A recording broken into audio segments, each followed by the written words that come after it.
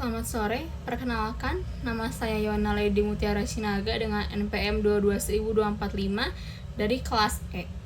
Di sini saya akan membacakan mengenai logical fallacies, yang artinya kesesatan berpikir. Logical fallacies sendiri merujuk pada kesalahan dalam penalaran atau argumen yang melanggar prinsip-prinsip logika yang baik. Secara umum, logical fallacy sendiri adalah kesalahan dalam pemikiran yang dapat membuat argumen menjadi tidak valid atau tidak meyakinkan.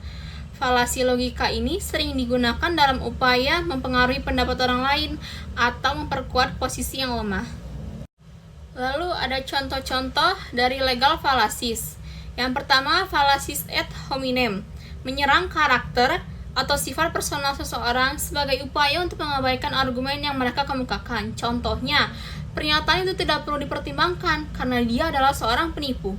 Lalu yang kedua ada fallacies strawman, mengekspos dan menyerang argumen palsu atau distorsi dari posisi lawan Anda, bukan argumen sebenarnya yang mereka kemukakan. Contohnya, mereka mengatakan bahwa kita harus mengurangi pengeluaran pemerintah, tetapi sebenarnya mereka ingin memotong semua program sosiali dan tidak peduli dengan orang miskin. Yang ketiga ada fallacies slippery slope, mengasumsikan bahwa suatu tindakan atau secara otomatis menyebabkan serangkaian peristiwa negatif lainnya tanpa bukti yang cukup.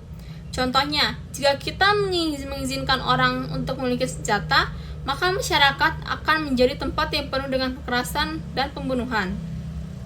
Lalu yang keempat ada fallacies appeal to authority, menggunakan pendapat atau pernyataan dari seseorang yang dianggap berwenang sebagai bukti bahwa yang kuat tanpa mempertimbangkan apakah otoritas tersebut memiliki kredibilitas dalam bidang yang terkait. Contohnya, dokter terkenal Dr. X mengatakan bahwa produk ini adalah yang terbaik, jadi itu harus benar.